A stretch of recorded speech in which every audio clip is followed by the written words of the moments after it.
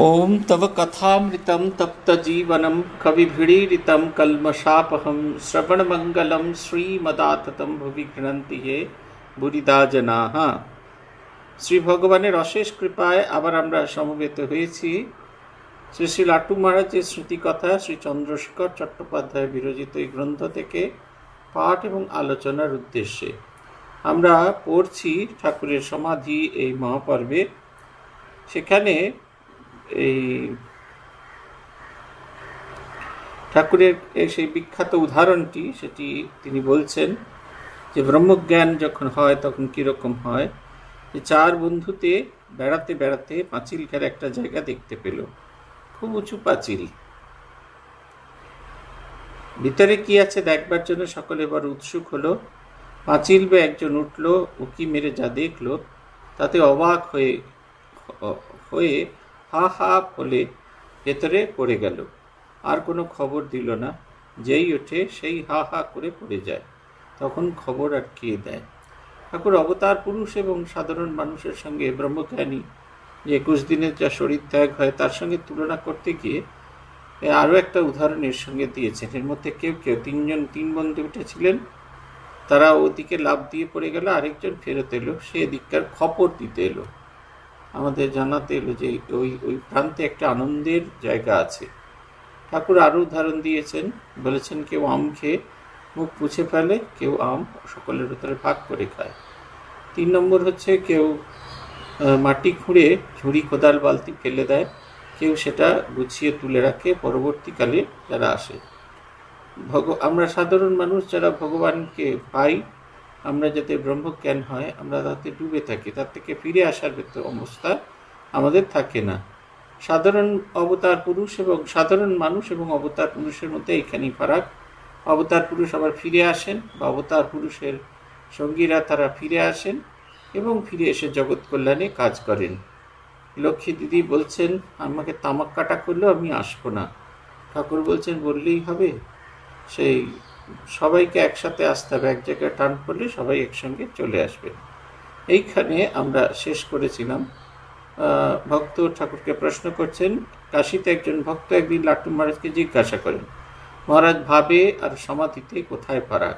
খুব পরিষ্কার করে উত্তরটা আমাদের শুনে নেওয়া উচিত, কারণ এটা আমাদের একটা অনেক সময় আমাদের ভুল হতে থাকে। বলছেন তদুত্তরে লাট্টু মহারাজ বলিয়াছিলেন, ভাবে সাধক অবাক হয়ে আনন্দের খেলা দেখতে থাকে, যেখানে সাধক নিজে দেখে আনন্দকে। বাকি সমাধিতে সাধক নিজে আনন্দময় হয়ে যায়, দেখবার আর কেউ থাকে না। এইটি একটি খুব গুরুত্বপূর্ণ জিনিস, যেটা আমাদের সকলের জানা উচিত। অনেক সময় সাধন ভজন করতে করতে যে আনন্দ আমরা পাই, সেই আনন্দটাকে দেখে আমাদের মনে হয় আমাদের মধ্যে একটা কিছু বিরাট কিছু একটা হচ্ছে, অদ্ভুত একটা কিছু হচ্ছে। তা কিন্তু নয়। আনন্দটা অবশ্যই, সেটা চলে যাবে একটা সময়। সেই ভাবটি যখন চলে যাবে তখন আমাদের সেই আনন্দটা চলে যাবে। আমাদের ওইটি যেন লক্ষ্য না হয়, আমাদের সেই আনন্দের স্বরূপ হওয়ার প্রসঙ্গ থাকে। গম্ভীরানন্দজি মহারাজকে জিজ্ঞাসা করা হয়েছিল, তার দর্শনের কথা জিজ্ঞাসা করা হয়েছিল, ঈশ্বর দর্শন হয়েছিল কিনা। মহারাজের কাছ থেকে সহজে উত্তর পাওয়া যায়নি। তারপরে তিনি বলেছিলেন যে সে গোটাটা একটা সত্তা, আমি তার ভেতরে একটা সত্তা। এইটা বোঝা যায়। যে বলছেন না, সমাধিতে সাধক নিজে আনন্দময় হয়ে যায়, দেখবার আর কেউ থাকে না। সে আনন্দের ঘনীভূত মূর্তির ভেতরের অংশ হয়ে যায়, ট্রান্সফরমেশন হয়, আর সে নিজেকে আলাদা করে খুঁজে পায় না। তার নিজেকে আমিটাকে কিছুতে আর খুঁজে পাওয়া যায় না। এটা আমাদের জানা দরকার। কিছুদিন আগে একজন দিদিমণি এসেছিলেন, বললেন সকালে আর বিকেলে সব মিলিয়ে মিনিট 45 জব করেন, খুব মন দিয়ে হয়তো জব করেন, এবং সেই মন দিয়ে জব করেন বলে তার খুব আনন্দ হয়। তার আনন্দতেই তার সেই যে আনন্দ, সেটা কি তার সমাধি বলে বোধ হচ্ছে। সমাধি হলে তো কথা আর বেরোবে না, সমাধি হলে সাধারণ জীবনযাপনই করবে না, সে একেবারে এই জগতের বাইরে চলে যান।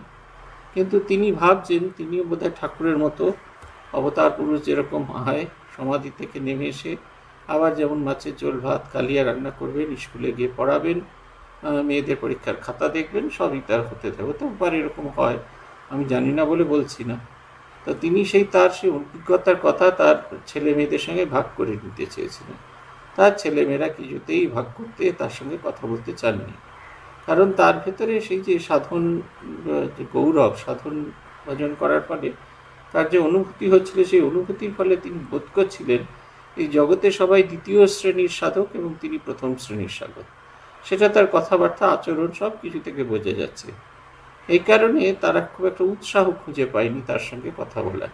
তিনি খুব দুঃখ করছেন, আমি আমার অনুভূতির কথা আমার নিজের সন্তানদের মধ্যে ভাগ করে নিতে চাইছি, আমার সন্তানরা আমার সেই কথা শুনতে চাইছেন না। আমি তো প্রথমে ভেবেছিলাম যে এরকম, তারপর উনি এসেছেন দীক্ষা নেবেন বলে।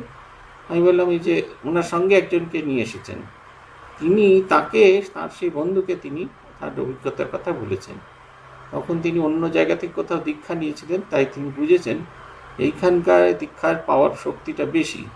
তাই তিনি আমাদের কাছে এসছেন নতুন করে দীক্ষা নিয়ে মন্ত্রটাকে আপগ্রেড করবেন। তিনি যে মন্ত্র পেয়েছেন সৎসঙ্গ থেকে, তার মন্ত্রটাকে আপগ্রেড করবেন। আমি বললাম মন্ত্র সাধন জীবন আমাদের কম্পিউটার সিস্টেম নয় যে প্রত্যেকটা এই যেমন নানা জি হচ্ছে 1G 2G 3G 4G 5G এরকম আপগ্রেড করা যায় না। বন্ধুর এই যে আচরণ সেটা থেকেই হয়। বন্ধুর আচরণ যদি সত্যি সত্যি ভগবতময় হতো, সেই একজন আছেন, তিনি এসেছেন, তিনি এসে দেখছেন ঠাকুর আনন্দে মগ্ন। বলছেন তোমাদের ভাব দেখে আমার মনে হতো যে ভগবানকে ভাব হলে কত কষ্ট হয়, এনাকে যদি না দেখতাম তাহলে ভাবের প্রতি আমার ভালোবাসা থাকতো না। আনন্দ স্বরূপ, এই আনন্দের একটা অংশ হয়ে যান। এত আনন্দ তাকে আলাদা করা যাচ্ছে না, আনন্দ স্বরূপ থেকে তাকে কিছুতেই আলাদা করা যাচ্ছে না। সতীশানন্দজি মহারাজকে আমরা জিজ্ঞেস করেছি আপনি কি এত রসিক কি করে? বলছেন শাস্ত্র বলছে ঈশ্বর রস বৈসা, ঈশ্বর রসস্বরূপ। আমি তাকে চিন্তা করি তাই আমি রসিক, তুমিও চিন্তা করো তুমিও রসিক হবে। মহারাজকে দেখেছি সবসময় একটা আনন্দময় সত্তার মধ্যে আছে, সেখান থেকে সামান্যতম চ্যুতিও হচ্ছে না। সর্বাবস্থায় তাকে নিয়ে যাওয়া হচ্ছে অপারেশনের জন্য, ফাইনাল অপারেশনের জন্য নিয়ে যাওয়া হচ্ছে, স্নান করিয়ে পরিষ্কার ঝরিষ্কার করা হচ্ছে। মহারাজ এসেছেন আত্মার সঙ্গে দেখা করতে, বলে বুঝলে তো বলি দেওয়ার আগে পোঁটাকে স্নান করায়, আমাকেও ঠিক তাই করা হচ্ছে। এটা এরপরে আর তারপর একটা কিছু শব্দ তিনি বেরোনোর পরে অপারেশন থিয়েটারে যান এবং তিনিও জানতেন তিনি চলে যাবেন, কিন্তু তখনও শেষ মুহূর্ত অবধিও তার সেই রসবোধ, সরস অবস্থা, তার সেই আনন্দ তিনি বিকিরণ করে চলেছেন। ভক্তটি আরও প্রশ্ন করিয়াছিল, সেগুলি যথাস্থানে বলা যাইবে। সেদিনকার কথোপকথনের মধ্যে নিম্নলিখিত কথাগুলি এখানে উদ্ধৃত করা হলো। জানো, সাধনকালে জ্যোতি দেখাও কিছু নয়, ওসব দেখলে শুধু বিশ্বাস দৃঢ় হয়। যখন দেহবোধ চলে যায় আর অন্তর শুদ্ধ পবিত্র হয়, তখনই বুঝতে পারা যায় যে জ্যোতির পারে এক মুল্লুক আছে, যে মুল্লুকের খবর বুদ্ধি বিচার দিয়ে জানা যায় না, আর তা মুখে বলাও যায় না। এটা হচ্ছে খবর, কথা। সাধন ভজন করলে নিজের উন্নততর অবস্থাকে আমরা অনুভব করতে পারি, এবং যতক্ষণ না পর্যন্ত সাধন ভজনটি তীব্র হচ্ছে আমরা আমাদের উন্নততর অবস্থাটা অনুভব করতে পারি না। অনুভব হয়ে চলেছে, সব কিছুই চলছে, কিন্তু আমরা সেটাকে বিচার দিয়ে বুঝে উঠতে পারি না, আমরা বুঝতেই পারি না। যেমন নদীর জলে বান এলো, আমরা হাঁ করে দাঁড়িয়ে দাঁড়িয়ে দেখছি, কখন পায়ের তলা দিয়ে জল বেরিয়ে গেল নিজেরাই বুঝতে পারলাম না, ঠিক সেই রকম হয়। এইটা হচ্ছে কথা। অনেক সময় আমাদের একটু একটু অনুভূতি হয়, আপনাদের দেখবেন সব সময় নিরন্তর সাধন ভজন করলে যেটা হয় সেটা হচ্ছে আপনাদের উচ্চ ভাবনা চিন্তাগুলো আসে না আপনাদের, আমরা বলতে পারবেন না, হয় না। দেখবেন মাঝে মাঝে আপনাদের ভীষণ আনন্দ হয়, এত আনন্দ হয় মনে হয় সে আনন্দ আপনি চেপে রাখতে পারছেন না। সেই আনন্দ হচ্ছে ওই স্পর্শ হচ্ছে, ভগবানের স্পর্শ হচ্ছে। কিন্তু ওতে মেতে থাকলে হবে না। জীবনকে যত শুদ্ধ পবিত্র করতে পারা যাবে তত মনে হবে এইটাই শেষ কথা নয়। ব্রহ্মচারী বলেছিল না কাঠুরিয়াকে, চড়াই বেতি এগিয়ে চলো এগিয়ে চলো। আচ্ছা, কাঠুরিয়া এগিয়ে গিয়ে শুধুমাত্র চন্দনের বন দেখে বিক্রি করে প্রচুর টাকা জোগাড় করে আন্ডিল হয়ে বসে থাকলো। তারপর তার মনে হতে থাকলো কাঠুরিয়া তো তাকে থেমে যেতে বলেনি, তাকে এগিয়ে যেতে বলেছে। তারপরে সে তামার খনি, রূপার খনি, সোনার খনি, হিরে মণি মুক্তা, আরও কত কি পেয়েছে। এই যে সাধন ভজন পেয়ে আনন্দ পাচ্ছি, জ্যোতি দর্শন হচ্ছে, জ্যোতি অনেকেরই দর্শন হয়, জ্যোতি দর্শন হয়। সেই জ্যোতি দর্শন হলে সেইটাই শেষ কথা নয়, সেখানে থেমে গেলে সাধক সত্তাকে থামিয়ে দিতে হয়। দেখবেন ঠাকুরের কাছে যারা এসেছেন তাদের প্রত্যেকেই সিদ্ধাইয়ের মোহে থেমে গেছেন, তারা সাধন ভজন করে একটা অবস্থায় উঠেছেন, তারপরে উঠে যেতে পারছেন। কারণ সেই সিদ্ধায় যে এসেছে, সাধন ফল যেটা এসেছে, সেইটার মোহে এমনভাবে পড়ে আছেন যে তার বাইরে, তার এই অবস্থারও যে বাইরে যে একটা জিনিস আছে, তাকে তারা অনুভব করতে পারছেন না। একদিন তো কাশীপুরে ওনার মাথায় হাত বুলাচ্ছিলাম, তখন তো আমার সামনে সেই মুল্লুক খুলে গেল।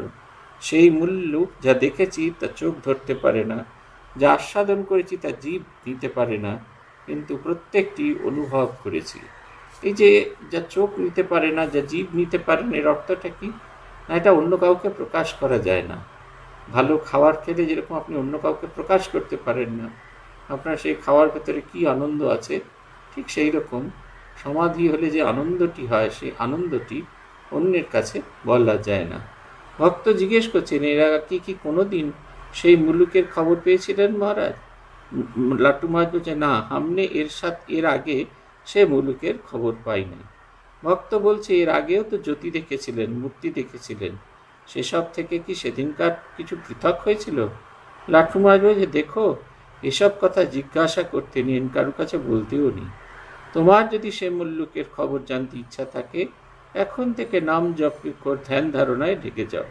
একদিন না একদিন গুরু কৃপায় তোমারও সমাধি হয়ে যাবে, তখন তুমিও সব বুঝবে, আমাকে কোনো কিছু জিজ্ঞাসা করতে হবে না। এবারে ওপেন চ্যালেঞ্জ রেখে দিচ্ছেন, বলছেন আলাদা করে কিছু বিশ্বাস করার দরকার নেই। সাধন ভজন যদি কেউ এই অনুভব করতে চায়, তাহলে প্রয়োজনীয় সাধন ভজন তাকে করতে হবে। সাধনলব্ধ জিনিস এবং ঈশ্বর কৃপা লব্ধ জিনিস। কেন বলছেন সাধনলব্ধ ঈশ্বর কৃপা? মানুষ যখন চেষ্টা করতে থাকে, মানুষ যখন ঈশ্বরাভিমুখী হয়, তখন ভগবানও তাকে সাহায্য করতে থাকেন, এবং ভগবান তাকে যখন সাহায্য করতে থাকেন, দুহাত দিয়ে তাকে কৃপা প্রদান করে থাকেন, এবং যখন সেই কৃপা প্রদান করেন, তখন তা আমরা আমাদের পথে যতটা যাওয়ার কথা ছিল তার চেয়ে এগিয়ে যেতে পারি। কিন্তু সাধন ভজনটি আমাদের করতেই হবে। সাধন ভজন যদি আমরা ঠিকঠাক মতো না করতে পারি, তাহলে প্রথম কথা, এই যে এগিয়ে চলেছি সেটা বুঝতে পারবো না। ঠাকুর চাল কেড়ে দেখার কথা বলছেন। চাল কেড়ে দেখা মানে চাল বাছার পর মাঝে মাঝে আমরা হাতে এরকম তুলে দেখি না, কতটা কাঁকড় আছে, কালো চাল আছে। ঠিক সেই রকম সাধন ভজন হচ্ছে ওই হাতে তুলে দেখা, যে আমরা সত্যি সত্যি এগোচ্ছি কিনা, তার পথে এগোচ্ছি কিনা। এইটি হচ্ছে কথা। এইসব কথা কাউকে জিজ্ঞেস করতে নেই, এসব নিজের অনুভবের বিষয়, এবং সেই অনুভবের মধ্যেই থাকতে হয়। সাধক লাটু সম্বন্ধে শশী মহারাজ কথিত একটি প্রসঙ্গ আছে, মনে হয় উহা এই দিনের প্রসঙ্গ। একদিন লাটুকে ঠাকুরের মাথায় হাত বুলাতে ঠাকুর মাথায় হাত বুলাতে বললেন। কিছুক্ষণ পরেই দেখি লাটুর হাত থেমে গেছে, দেহ স্থির, গভীর ধ্যানমগ্ন। আমি 2-4 বার তাকে ডাকলুম, কোনো উত্তর পেলুম না। গায়ে হাত দিয়ে দেখলুম, তাতেও কোনো সাড়া পেলাম না। তখন ঠাকুর বললেন, ওকে এখন বিরক্ত করিস নে, ওর মন কি জগতে এখন আছে? ঠাকুরের কথা মতো আমি আর তাকে বা লাটুকে বিরক্ত করিনি। তারই পাশে বসে ঠাকুরের মাথায় হাত বুলাতে লাগলাম। এইখানেই বলরাম মন্দিরের একটি কথোপকথন উদ্ধৃত করিতেছি, তাতে সমাধির প্রকারভেদ জানা যায়। এই যে দেখুন, দুজনেই ঠাকুরের মাথায় হাত বুলাচ্ছিলেন। যিনি এটি দেখতে চেয়েছেন, মনে মনে সাধন ভজন করেছেন, তার প্রতি ভগবানের কৃপা হচ্ছে, তিনি উন্মুক্ত করে দিয়েছেন। আরেকজন কিন্তু সেই সমাধিমান পুরুষের পাশেই বসে আছেন, হাত বুলাচ্ছেন, তার কিন্তু এই দর্শন হচ্ছে না। অতএব এ সম্পর্কে খুব সতর্ক থাকতে হবে। যেমন হৃদয়রাম মনে করতেন, শ্রীরামকৃষ্ণ আমার মামা, আমি তার ভাগ্নে, অতএব তার যাবতীয় আধ্যাত্মিক সম্পদের উত্তরাধিকারী আমি। কিন্তু এবং সেই কারণে ঠাকুর যেরকমটি করতেন, তিনিও সেরকমটি করতে গিয়ে ঘোর বিপদের মধ্যে পড়ে গেলেন। তিনিও ভাবলেন যে তিনিও ওই ফলহারিণী কালী পূজায় যেরকম মাকে পুজো করা হয়েছিল দেবীজ্ঞানে, তেমনি করবেন। তাতে কি উল্টে বিপরীত হলো, তাকে বিতাড়িত হতে হলো, তাকে চলে যেতে হলো। এই হচ্ছে কথা। তাই বলছেন, জনৈক ভক্ত ঠাকুরকে জিজ্ঞাসা করলেন, মহারাজ, জড় সমাধি বলতে কি বুঝায়? লাট্টু মহারাজ বললেন, উনি বলতেন, যে সমাধিতে আমি মুছে যায় তা জড় সমাধি, যেমন জ্ঞানীর। আর একরকম সমাধি আছে, এতে সেব্য সেবক আমি থাকে, রস রসিক আমি থাকে, আস্বাদ্য আস্বাদকের আমি থাকে। এর নাম চেতন সমাধি। চেতন সমাধিতে ঈশ্বরের সেবা, ভক্ত সেবা, ঈশ্বর রসস্বরূপ, ভক্ত রসিক, ঈশ্বর আস্বাদ্য, ভক্ত আস্বাদক। চেতন সমাধিতে নির্বিকল্প হয় না। 3 রকমের সমাধির মধ্যে 2 রকম সমাধির কথা বলা হলো। এক হচ্ছে জড় সমাধি, এক সময় মৃতবৎ হয়ে যায়, তার কোনো রকম পরিবর্তন হয় না, তিনি এতটুকু নড়েন না, চড়েন না, এই বাহ্যিক জগৎ কোনোভাবে তাকে স্পর্শ করতে পারে না, এই বাহ্যিক জগতের সামান্যতম চিন্তাও তাকে ছুঁয়ে যায় না। এটা হচ্ছে কথা, সেটা হচ্ছে জড় সমাধি জ্ঞানীর। জ্ঞানী সেই চিন্তা করতে করতে সেই এর মধ্যে ঢুকে পড়ে। আরেক রকমের সমাধি আছে, সে সমাধি হলে এই সেব্য সেবকের আমি থাকে, রস রসিকের আমি থাকে, আস্বাদক আস্বাদকের আমি থাকে। এর নাম চেতন সমাধি। এরকম সমাধিমান পুরুষ আমাদের সঙ্গে আমরা অনেককেই দেখেছি, যারা সমাধিতে মগ্ন হয়ে আছেন, অথচ তারা এই অন্যদের বিষয়তেও তারা আছেন, তারা সেই ভাবনা চিন্তা করছেন অন্যে কে কেমন আছে তার মধ্যে, অথচ তারা যখন বসে থাকেন তখন দেখে মনে হয় এই জগতে কোথাও তারা নেই। বিজ্ঞানানন্দজি মহারাজের জন্মতিথি, সে সময় এই বিজ্ঞানানন্দজি সাধারণত ঠাকুরের যখন ভোগ লাগে তখন ঠাকুরের থালা থেকে সমস্ত ভোগের বস্তু একটু একটু করে ছোট ছোট বাটিতে তুলে সেইগুলো পরম পূজনীয় প্রেসিডেন্ট মহারাজকে পাঠানো হয়। তারপরে সেই ভোগের বাটি আমাদের সাধারণ পঙ্গতে মিশিয়ে দেওয়া হয়, ভাত ডাল তরকারি। ভক্তদের যে পঙ্গত চায় সেই পঙ্গতেও বটে, আমাদের সাধু পঞ্চায়েতের যে পঙ্গত হয় সেখানে। কিন্তু প্রেসিডেন্ট মহারাজকে একবারে ঠাকুরের ভোগ থেকে সেগুলো নিয়ে এসে দেওয়া হয়।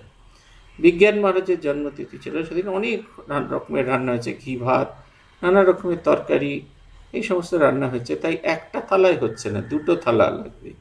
তা আমাকে পাঠানো হয়েছিল, তখন আমি সদ্য এসেছি জয়েন করতে পিপিটিসিতে। আমিও মহারাজের রামপ্রবেশ মহারাজের সঙ্গে গেলাম, গিয়ে দেখলাম পূজনীয় মহারাজ বসে আছেন, রোদ্দুর এসেছে তার বসার ঘরটিতে জানলার কাছে, এবং সেই জানলার দিকে মুখ করে তিনি বসে আছেন। মহারাজের কোলে পিঠে সব জায়গায় রোদ্দুর পড়ছে, মহারাজ তাকিয়ে আছেন বাইরের দিকে। দেখে মনে হলো, তখন তো এত বুঝি না, দেখে মনে হলো মহারাজ বাইরের দিকেই তাকিয়ে আছেন। আমরা গিয়ে মহারাজকে ডাকতে আমরা বুঝতে পারলাম যে সেবক বুঝতে পারছিলেন, আমাদের তিনি বুঝতে দিলেন না যে মহারাজ একটা অন্য জগতের মধ্যে আছেন। মহারাজ একদম সেই তাকিয়েই আছেন। আমরা যে দাঁড়িয়ে আছি, এতজন মানুষ দাঁড়িয়ে আছি, তার কোনো রকম বোধ নেই। তারপর আবার যখন তার বোধ এলো তখন তিনি আবার মজা করছেন, কি গো কখন এলে, বা কি কি দিয়েছে। উনি তো কিছুই খেতেন না, সবই ওর মধ্যে একটু একটু করে মিশিয়ে পেস্ট করে দেওয়া হতো। এই থালাগুলো খুলে দেখানোর, বা বেশ হয়েছে, এটা কি গো, এটা ছানার তরকারি, এটা কিসের চাটনি, এই সমস্ত পেঁপের চাটনি হয়েছিল, সেই জিজ্ঞাসা করে ব্যাস হয়ে গেল। রঙ্গনাথানন্দজি মহারাজকে দেখেছি, মহারাজ লীলা প্রসঙ্গ পড়ছেন, লীলা প্রসঙ্গে ইংরেজি অনুবাদ, শ্রীরামকৃষ্ণ গ্রেট মাস্টার পড়ছেন, একদিকে কাত হয়ে পড়ছেন, বইটিকে এতবার করে পড়েছেন যে তিনি সেই বইটি একেবারে হলুদ লাল হয়ে গেছে। কিন্তু তিনি, আমরা যে 8 জন ব্রহ্মচারী তার ঘরের ভেতর ঢুকে গেছি, আর তার সেবকরাও যে ঢুকে গেছি, বোধটা তার নেই, বাইরের জগৎটা সেটা মিথ্যা হয়ে গেছে। তারপরে আবার যখন তিনি ফিরে এলেন তখন তিনি আবার আমাদের মধ্যে সঙ্গে গল্প করছেন, মজা করছেন। আবার এরকমও বললেন, দেখো না আজকে আমি বড্ড ক্লান্ত, সেই কারণে শুয়ে আছি তোমাদের সামনে, তোমরা কিন্তু কিছু বোধ করো না। কিন্তু এই মানুষটি সমাধিতে মগ্ন। সন্ন্যাস দীক্ষার সময় দেখেছি, সন্ন্যাস দীক্ষা দিতে এসে বসেছেন, এই চেয়ারের ওপর বসে আছেন, একেবারে গভীর সমাধিমগ্ন মানুষ। ওদিকে মন্ত্রোচ্চারণ হচ্ছে, বিরোজাহম হচ্ছে, মহারাজ তার চেয়ারটিতে বসে আছেন।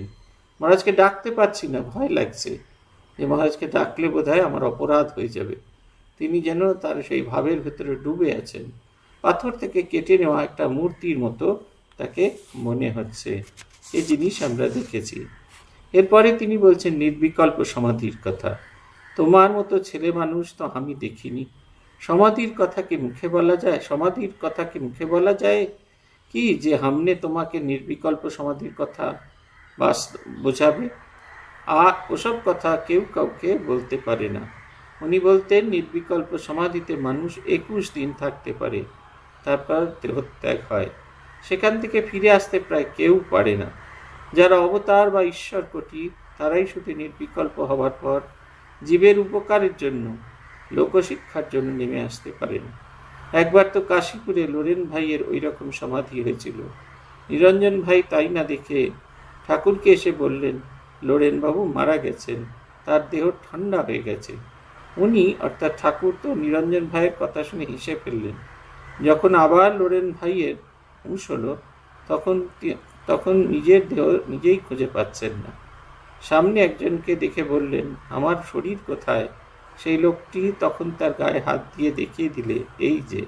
তখন লোরেন ভাইয়ের বিদেহ আত্মা নিজ দেহে ফিরে এলো। আরেকবার মায়ের এমন ভাব হয়েছিল বৃন্দাবনে, সেখানেও তিনি নিজের দেহ খুঁজে পাননি। শেষে সব ঠিক হয়ে যায়। এইটা হচ্ছে অবস্থা। এটা অবতার পুরুষ এবং অতি উচ্চ মার্গের সাধকের হয়। কোনো সাধারণ মানুষের যদি এই অনুভূতি হয়, তাহলে আর সে এই সাধারণ ভূমিতে ফিরে আসতে পারে না। যেরকম করে গাছের পাতা শুকিয়ে গিয়ে ঝরে পড়ে গাছ থেকে, ঠিক সেই রকম অবস্থা হয়। বলরাম মন্দিরে আপনাদের যদি কারোর কখনো সুবিধা হয়, 3 তলার ছাদে, আগে ভক্ত সম্মেলন হলে 3 তলার ছাদে হতো, তো সেই কারণে জায়গাটা দেখা যেত। 3 তলার ছাদে রাস্তার দিকে সেই ইয়েটি আছে, রাস্তার দিকের বারান্দাটা যেদিক 3 তলায়, সেই দিকটায় আছে, জায়গাটি আছে। এখানে বসে তিনি চিন্তা করতেন এবং ঈশ্বর চিন্তা করতে করতে গভীর ভাব সমাধিতে মগ্ন হয়েছিলেন। তারপরে কিছুতেই তিনি খুঁজে পাচ্ছিলেন না তার শরীর। তার নিজের বর্ণনায় আছে, তার শরীরটি ভারী সুন্দর হয়ে গেছে, আর তার সেই পচা দেহের ভেতরে আর কিছুতেই তার ঢুকতে ইচ্ছা করছে না।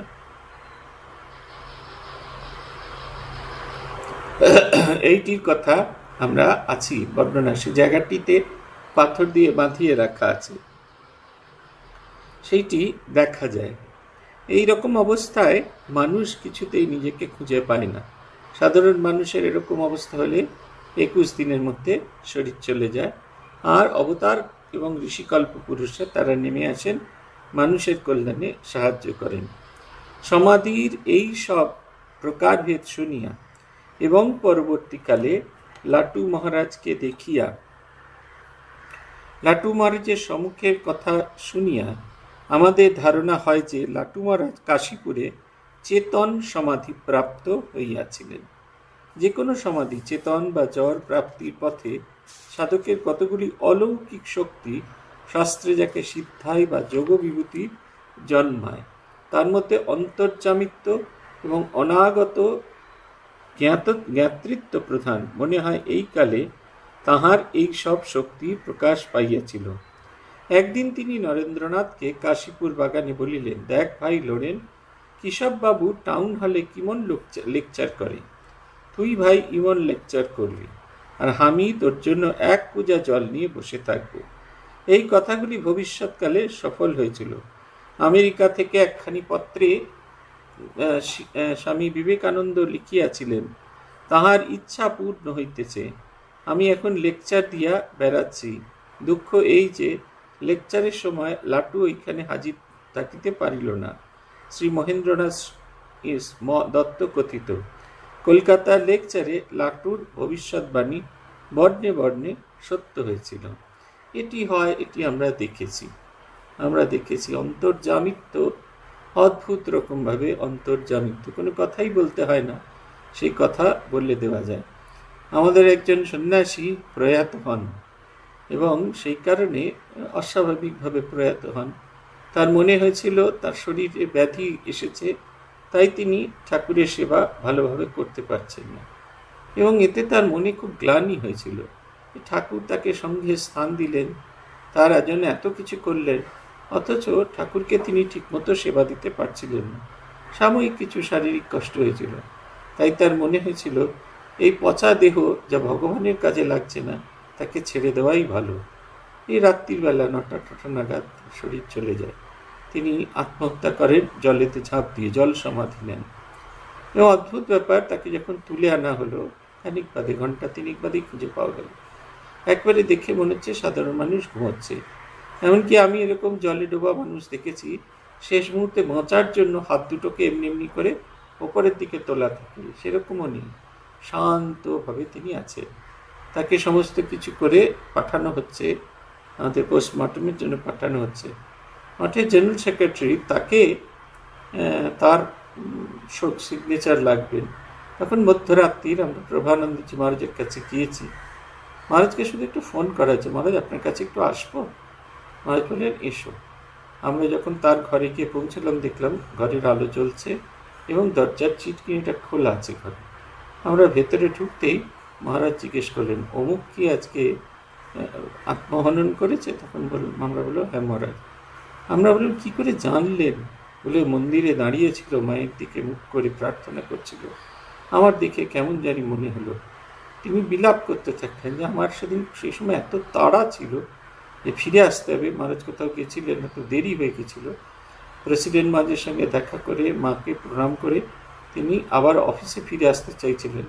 তার মনে হয়েছিল তিনি যদি একটু থেমে যেতেন, ওর সাথে একটু কথা বলতেন, তাহলে আজকে এটা হতো না। একেবারে মহারাজকে কিচ্ছু বলতে হলো না, মহারাজ যেন সব কিছু জানেন। একটি ছেলে আত্মস্থানজির ভেতরে এই গুণ দেখেছি। প্রত্যেককে দেখা মাত্র তার অন্তরের কথা, অন্তরের ভাব অনুভব করতে পারতেন। প্রতীশানন্দজিকে তো দেখেইছি, আত্মস্থানজিকে খুব বেশি করে দেখেছি। কারণ মহারাজকে যখন আমি জেনারেল সেক্রেটারি অবস্থায় দেখি, তখনই মহারাজের ভেতরে সব শক্তি ছিল। তিনি মানুষ দেখা মাত্র চিনে ফেলতে পারতেন, এত ভালো অ্যাসেসমেন্ট করতেন যে আমাদের মাঝে মাঝে মনে হতো উনি কীরকম করে এই শক্তিগুলি পান। কিন্তু পরবর্তীকালে দেখেছি সাধন ভজন করলে এই সব শক্তিগুলো আসে। কিন্তু তা নিয়ে মহারাজের কোনো অহংকার ছিল না, তার যেই ধরনের শক্তি আছে এ নিয়ে তার কোনো রকম চিন্তাভাবনাই ছিল না। বলছেন, কাশীপুরে বাগানে একদিন বুড়ো গোপাল দাদার বাসনা হইল যে তিনি সাধু সন্ন্যাসীগণকে গৈরিক বসন ও রুদ্রাক্ষমালা দান করবেন। তাহা শুনিয়া ঠাকুর বললেন, এখানেই যে যুবক সেবকেরা হাজারি, অর্থাৎ প্রত্যেকে হাজার সাধুর সমান, তুমি এদের সৎকার করো। গোপাল দাদা তাহাই করিলেন এবং গোপাল দাদার দেওয়া বস্ত্র হইতে ঠাকুর নিজে হাতে তদীয় সেবকগণকে একখানি করিয়া গেরুয়া বস্ত্র এবং একগাছি করিয়া রুদ্রাক্ষের মালা দিলেন। সেবক লাটু তাহা মস্তকে ধারণ করিয়া সেই দিন হইতে আপনার মন গৈরিকে রঞ্জিত করিয়া দিল। পরবর্তীকালে লাট্টু মহারাজের কথোপকথন হইতে কতগুলি প্রসঙ্গ পাইয়াছি, যাহা কাশীপুরের ঘটনা। কাশীপুরের ঠাকুরের জন্মোৎসব খুব সংক্ষেপে সারা হয়েছিল। সেদিন লোরেন ভাইয়ের গান হলো, আর সুরেন্দ্রন বাবু এক ছড়া ভালো গোড়ের মালা ঠাকুরের গলায় পরিয়ে দিলেন। বলরাম বাবু মাস্টারমশাই একখানা কাপড় ও আঙ্গা দিলেন, আর একজোড়া চটি জুতা কে এনেছিল জানি না, সেটা আবার চুরি যায়। তখন যে জুতো জোড়া আনা হয়েছিল তা এখনো মঠে পুজো হয়। জানো, নিচে একখানা ফটো দেখে একদিন তিনি বললেন, এ যে দেখছি মহাযোগীর মূর্তি, এ ছবি পূজা করবি? এর পূজা করব ফুল নিয়ে। ভবনাথই ঠাকুরের হাতে ফুল দিলেন, আর তিনি অর্থাৎ ঠাকুর নিজের ফটো নিজেই পুজো করলেন। এই ঘটনাটি দক্ষিণেশ্বর জন্য, কিন্তু ঠাকুর এটি কাশীপুর প্রসঙ্গের সহিত বলেন। আবার একদিন নিজের একখানা ফটো শ্রী শ্রীমাকে দেখাইয়া বললেন, ঘরে ঘরে এর একদিন নিত্য পূজা হবে, দেখবে। এখন তো দেখতে পাচ্ছিস তার কথা হুবহু মিলে যাচ্ছে। একদিন তিনি রামলাল দাদার সঙ্গে উপর থেকে নেমে বাগানে বেড়াতে গেলেন। নিচে তখন গিরিশবাবু, রামবাবু, অতুলবাবু, অক্ষয় মাস্টার, হরিশবাবু, ইনারা সব ছিলেন। আমি আর শরৎ ভাই তখন উপরে তার বালিশ, বিছানা, লেপ, তোষক সব রোদে দিচ্ছিলাম। শুনেছি তিনি তখন সকল ভক্তকে তোমাদের চৈতন্য হোক বলে আশীর্বাদ করেছিলেন এবং তাদের ছুঁয়ে দিয়েছিলেন। কাঁকুরগাছি জগদ্দানে এখনও 1 জানুয়ারি এই উৎসব হয়। জনৈক ভক্ত এই কথা শুনে জিজ্ঞাসা করেন, আপনি সেদিন উপর থেকে নেমে এলেন না কেন? শুনেছি সেদিন তিনি কল্পতরু হয়েছিলেন, যে যা চাইছিল তাকে তিনি তাই দিয়ে আশীর্বাদ করলেন। তাহাতে লাট্টু মহারাজ বলেছিলেন, তিনি তো আশীর্বাদ দিয়ে আমাদের ভরপুর করে দিয়েছেন, আবার কি চাইব তার কাছে? দোলের দিন সকলে মিলে তার পায়ে আবির দিলুম, তিনি আমাদের সব আশীর্বাদ করলেন। সেদিন লোরেন ভাইকে তিনি বললেন, তুই যে জন্য কাঁদছিস তোকে তাই দেব, আর তুই আগে আমার জন্য খাট, তোর জন্য আমি অর্থাৎ ঠাকুর এতদিন দুঃখ করলুম, তুই এদের অর্থাৎ গুরু ভাই ও সাধারণের জন্য একটু দুঃখ কর। আমি 16 আনা খেটেছি, তুই 1 আনা করে তোকে গদি করে দেবো। তাই তো লরেন ভাই তার অন্তর্থানে আমাদের লই মঠ বানালি। এই হচ্ছে কথা। এই ধীরে ধীরে এই যে বলছেন ঠাকুরের যে অবস্থার কথা বলছেন, এই তার যে বিশেষ ভাব হয়েছিল সেগুলির কথা বলছেন। ছোট্ট ছোট্ট ঘটনা, এগুলোকে ভাবলেই দেখবেন আমাদের নিত্য ধ্যান করা হবে। কাশীপুরে তার তার যে কষ্ট পাচ্ছে তার শরীর, তাকে নিয়ে এরা আর খুব বেশি টানা হিচড়া করেননি। তাই খুব সংক্ষেপে ফাল্গুন শুক্লা দ্বিতীয়া তিথি পালন করা হয়েছিল। সাধারণত কাশীপুর অধ্যায় সম্পর্কে খুব একটা কথা আমরা শুনতে পাই না। অক্ষয় মাস্টারের কাছে আছে এবং মাস্টারমশাইয়েরও কথামৃতে আছে, কিন্তু সে খুব সামান্য। এইখানে খুব দীর্ঘভাবে বলছেন কিরম হয়েছিল জন্মদিন। লরেন ভাই গান হলো, আর সুরেন্দ্রবাবু 1 ছাড়া ভালো গোরের মালা ঠাকুরের গলায় পরিয়ে দিলেন। বলরামবাবু মাস্টারমশাই 1খানা কাপড় আর আংড়া দিলে, আংড়া জামা, ফতুয়া সেইটা, আর 1 জোড়া চটি জুতা কে এনেছিল জানি না, সেটা আবার চুরি যায়। তখন যে জুতো জোড়া আনা হয়েছিল তা এখনও মাঠে পুজো হয়। তখন সে সময় যে জুতোটি আনা হয়েছিল সেটি বেলুড় মাঠে আছে, আমরা দেখেছি। ব্রাউন রঙের সোয়েটের জুতো, তার উপর সোনালি সুতো দিয়ে ফুল দিয়ে আঁকা, অপূর্ব সে জুতো দেখতে। আপনারা যারা চারুলতা দেখেছেন তারা দেখলে বুঝতে পারবেন, চারুলতা সেই অমলের জন্য যে জুতো তৈরি করছিল, সেই একটা ফ্রেমের মধ্যে বসে সেই রকম, এই ওপরের অংশটা ওরকম ব্রাউন রঙের জুতো, এবং সেটা ওই করা সুতো দিয়ে, খুব সূক্ষ্ম সুতো দিয়ে আঁকা। পরবর্তীকালে বাটা কোম্পানিকে বেলুড় মাঠে ডেকে সেই জুতোটিকে খুব সুন্দরভাবে সংস্কার করা হয়। এ কারণে জুতোটা এখনও একবারে নতুনের মতো মনে হয়, দেখলে মনে হয় কেউ কখনো তাতে পা দেয়নি, এত সুন্দর জুতো। সেদিনে ঠাকুরের জন্মতিথির দিন সেই জুতোটি তিনি পরেছিলেন। বলছেন একদিন তিনি নিজের ফটো দেখে বললেন, এই যে দেখছি মহাযোগীর মূর্তি, এর পূজা করবে, ফুল নিয়ে আয়। তো ভবনাথ ভাই ঠাকুরের হাতে ফুল দিলেন, আর তিনি নিজেই নিজের ফটো পূজা করলেন। এই যে নিজে আপনি করিলে আপনার পূজা, তিনি নিজেকে আলাদা করে ফেলছেন। ছবির যিনি শ্রীরামকৃষ্ণ আর বাইরের যিনি শ্রীরামকৃষ্ণ, এই দুজন এক নয়। তার ভেতরে যখন সেই ঈশ্বরীয় প্রকাশ হয় তখন তাকে ওরকম রূপে দেখা যায়। তিনি যেন সেই ঈশ্বরীয় প্রকাশকে, ঈশ্বরীয় রূপই শ্রীরামকৃষ্ণের বন্দনা করছেন, তিনি যেন তাই করছেন। আমাদের মনে আছে যেদিনকে পূজনীয় মহারাজের কাছে আমাদের মন্ত্র দীক্ষা হলো, মহারাজ সেদিন অনেক কথার মধ্যে একটি কথা বলেছিলেন, আমাকে আজকে তোমরা ভালো করে দেখে নাও। আমরা তখন ছোট তো ভাবতুম, ভালো করে আবার কি দেখবো, এই তো দেখছি, এ আর নতুন করে কি দেখবো। কিন্তু এখন যখন বুড়ো ধাড়ি হয়ে গেছি, এখন অনুভব করতে পারি সে কথাটার কি অর্থ। তার ভেতরে সেদিন শ্রীরামকৃষ্ণের অধিষ্ঠান হয়েছে পূর্ণভাবে, এবং সেই অধিষ্ঠানে শ্রীরামকৃষ্ণময় স্বামী ভূতেশানন্দজির ছবি, যেটি ধ্যান করবার জন্য উপযোগী, সেই ছবিটিকে তিনি আমাদের দেখতে বলেছিলেন, সেই ছবিটি তিনি আমাদের প্রত্যক্ষ করতে বলেছিলেন। আবার তিনি মাকে বলেছিলেন যে ঘরে ঘরে নিত্য পূজা হবে, দেখবে। প্রত্যেক ঘরে ঘরে নিত্য পূজা হতো। আগেকার দিনের পুরনো কলকাতার সব ঘরেতেই ঠাকুরের একটি ছবি থাকতো।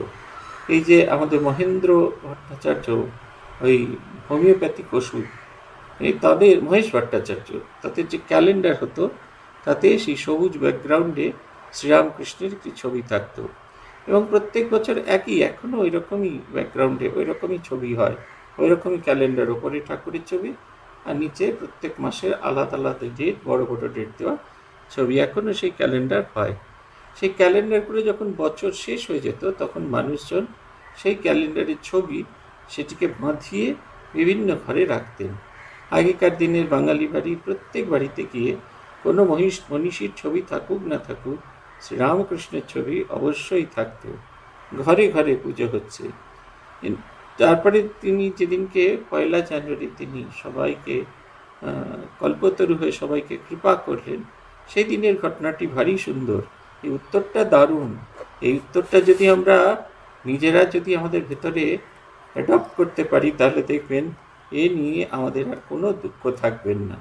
ঠাকুর বলছেন, ভক্ত জিজ্ঞেস করছেন আপনি গেলেন না কেন? তিনি বললেন তিনি তো আশীর্বাদ দিয়ে আমাদের ভরপুর করে গেছেন, আবার কি চাইব তার কাছে। এইটা হচ্ছে কথা। তিনি তো আমাদের, তিনি আমার নিচের, তিনি তো আমাকে উজাড় করে দিয়েছেন। আমার তো আর কিছু চাইবার নেই, আমার আর কোনো কিছু চাইবার নেই, কোনো কিছুতেই আমার আর কোনো আসক্তি নেই। এই কথাটি যদি আমরা বুঝতে পারতাম তাহলে ভালো হতো। ঠাকুর তাকে বলেছিলেন যে তুই যে জন্য কাঁদছি তোকে তাই দেব, আর তুই আগে আমার জন্য খাট, তোর জন্য আমি এতদিন দুঃখ করলুম, তুই এদের জন্য খাট, এই সর্বসাধারণের জন্য সেবা কর। আপনারা অনেকেই জানেন ঠাকুরের কাছে যখন তিনি সমাধি চেয়েছিলেন, ঠাকুর বলেছিলেন আমি ভেবেছিলাম তুই একটা বিশাল বটবৃক্ষের মতো হবি, তোর ছায়া এসে লোকে শান্তি পাবে, তুই কিনা নিজের মুক্তি চাইছিস, না রে না, ছি, এত ছোট নজর করতে নেই। এই দেখুন সমাধি সুখও ঠাকুরের দৃষ্টিতে সেটা হচ্ছে ছোট নজর। এর পরেও একটা জিনিস আছে যেটা তিনি তার বাণীর মধ্যে দিয়ে আমাদের দিয়ে গেছেন, এ বহুজনের হিত, শিবজ্ঞানে জীবসেবা, এই হচ্ছে তার ভাব। তাই তো লরেন ভাই তার অন্তর্ধানে আমাদের দিয়ে মঠ বানালেন। শিবরাত্রির দিন ঠাকুর রাত ভোর শিবনাম শুনলেন। সেদিন লরেন ভাই ধুনি জেলে কাশীপুরের বাগানে বসে গেল। সেইখানে সবাই মিলে রাত ভোর শিব পূজা আর কীর্তন করে ছিল। সে রাত্রে তিনি বলেছিলেন, দেখ, শিব হচ্ছেন মহাযোগী, মহাজ্ঞানী, মহাপ্রেমিক, আবার মহাত্যাগী। সচ্চিদানন্দ সাগরে 3 গণ্ডূষ জল তিনি পান করেছিলেন, তাই তার নাম ভোলা মহেশ্বর। সুখদেব মহাজ্ঞানী, মহাপ্রেমিক, সন্ন্যাসী রাজা, তিনি সেই সাগরের জল স্পর্শ করেছিলেন, আর দেবর্ষি নারদ দূর থেকে সেই সচ্চিদানন্দ সাগর দেখেছিলেন, তাই তিনি ভক্ত শ্রেষ্ঠ। সেখানকার এক কণা বাতাস জীবের গায়ে লাগলে জীব গলে যায়। দর্শন পর্শন তো দূরের কথা, অর্থাৎ তাঁর জন্য, তাঁর ঠাকুরের জন্য শ্রীশ্রীমা একদিন তারকেশ্বরে হত্যা দিতে গেলেন। সেখানে যাওয়ার সময় তিনি অর্থাৎ মাকে আঙুল নেড়ে বলেছিলেন যে কিছু হবে না। একদিন তো লরেন ভাই ধ্যানে বসেছিলেন, গুরু ভাইকে বললেন আমায় ছোঁ তো। যেই সে ছুলো অমনি তার দেহের ভেতরে কেমন হতে থাকলো। ঠাকুর উপরের ঘর থেকে সে ব্যাপার বুঝতে পারলেন, বললেন ওকে উপরে ডেকে নিয়ে আয়। লরেন ভাই তার কাছে গেলে তিনি বললেন, কি হচ্ছিল গো, আগে কিছু জমাও তবে তো খরচ হবে, জমবার আগেই খরচ করছো, এরকম করলে চলবে কেন? একদিন তো কালী ভাই অর্থাৎ স্বামী অভেদানন্দ ঠাকুরকে বুদ্ধদেবের কথা জিজ্ঞেস করলেন। কালী ভাইয়ের তখন ধারণা ছিল বুদ্ধদেব ঈশ্বর মানতেন না। একদিন তাই নিয়ে খুব তর্ক হলো। তাতে তিনি বললেন, বুদ্ধদেব নাস্তিক কেন হোক, তিনি স্বস্বরূপকে সেখানে দেখেছিলেন, সে তো অস্থি নাস্তির অবস্থা। টুকরো টুকরো ঘটনা। লাট্টু মহারাজ বলছেন শিবরাত্রির দিন তাদের সেই আনন্দ, সমস্ত রাত্রি ধরে তারা শিব নাম কীর্তন, শিব পূজন এবং শিবধ্যানে কাটিয়ে দিলেন। ঠাকুর বলেছিলেন শিব হচ্ছেন মহাপ্রেমিক, মহাজ্ঞানী, মহাত্যাগী। সচ্চিদানন্দ সাগরে তিনি 3 গণ্ডূষ জল পান করেছিলেন, আর সেই জল স্পর্শ করেছিলেন সুখদেব, আর দূর থেকে সেই জল দেখেছিলেন নারদ, তাই তিনি ভক্ত শ্রেষ্ঠ। তাই তিনি বলছেন যে যত সেই দিকে এগিয়ে যাবে তার এক কণা বাতাস যদি লাগে তখন মানুষ গলে যাবে। তারকেশ্বরে যখন মা ঠাকুরুন গিয়েছিলেন, ঠাকুর এমনি করে বুড়ো আঙুল দিয়ে দেখিয়েছিলেন, কিচ্ছু হবে না, কিচ্ছু হবে না। মাও গেলেন, গিয়ে হত্যা দিলেন। তারপর হঠাৎ করে তার মনে হলো সমস্ত অনেকগুলো যদি হাঁড়ি ভেঙে ফেলা হয় যেরকম আওয়াজ হয়, তখন এই হতে থাকলো। সেই শূন্যতা তার হৃদয়ের ভেতরে একটা বোধ জাগালো, কে কার স্বামী, কার জন্য তিনি করতে এসেছেন, হত্যা দিতে এসেছেন। তিনি ফিরে এলেন, তিনি অনুভব করলেন এই দ্বারা কোনোভাবে শ্রীরামকৃষ্ণকে এই ছোট্ট শরীরের ভেতরে আবদ্ধ করা যাবে না। তিনি অনন্তের জিনিস, তিনি অনন্তেই ফিরে যাবে। অভেদানন্দজিকে স্পর্শ করে তার ভেতরে শক্তি সঞ্চার করেছিলেন। যদিও বেদান্ত মঠের যে লিটারেচার আছে তাতে এটা স্বীকার করা হয় না, কিন্তু এই কথা সত্য।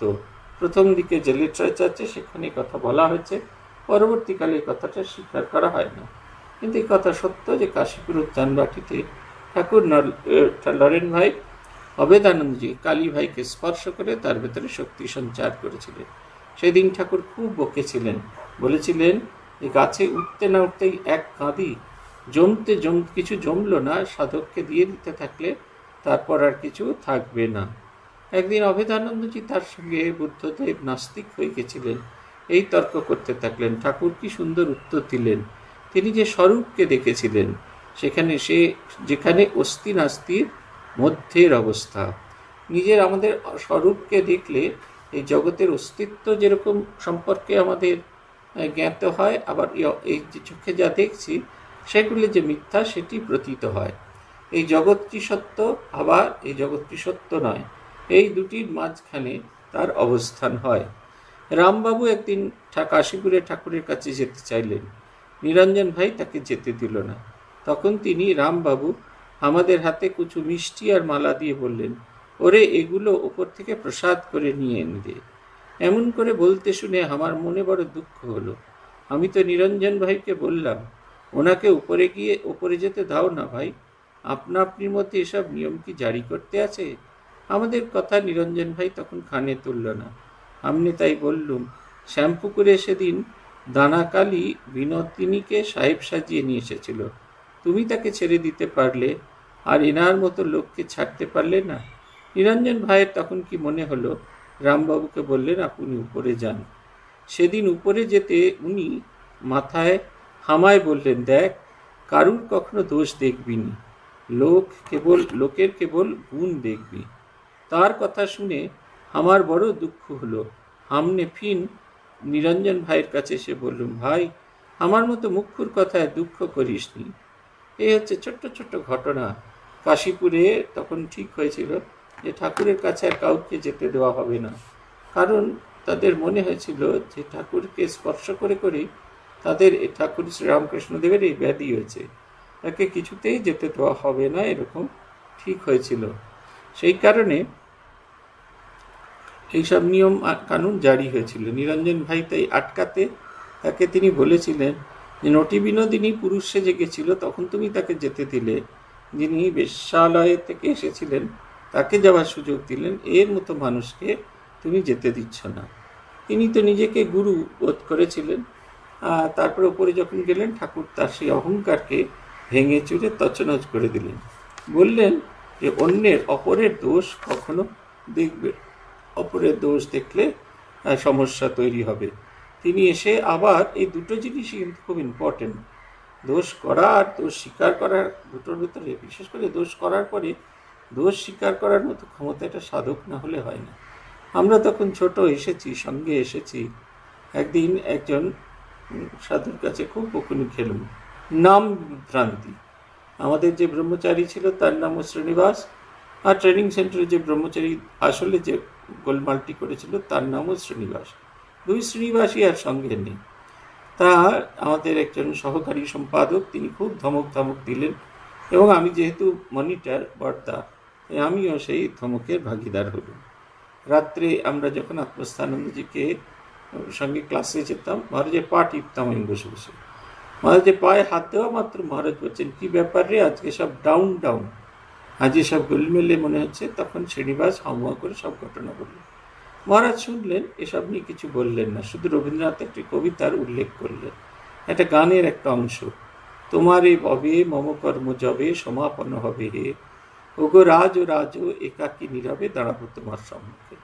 আমাদের বললেন, ঠাকুর হচ্ছেন একমাত্র আমাদের বস, আর কেউ যদি বকাঝকা করে সেটা শুনবে, তোমার যদি কিছু দোষ থাকে সংশোধন করবে, না হলে এক কান দিয়ে শুনে আর কান দিয়ে বার করে দেবে, সেগুলোকে বয়ে বেরিয়ে জীবনকে ভারী করবেন, নিজের মনকে গ্লানিযুক্ত করবেন। পরের দিন আবার ডাক পড়লো, আমরা আবার গেলাম।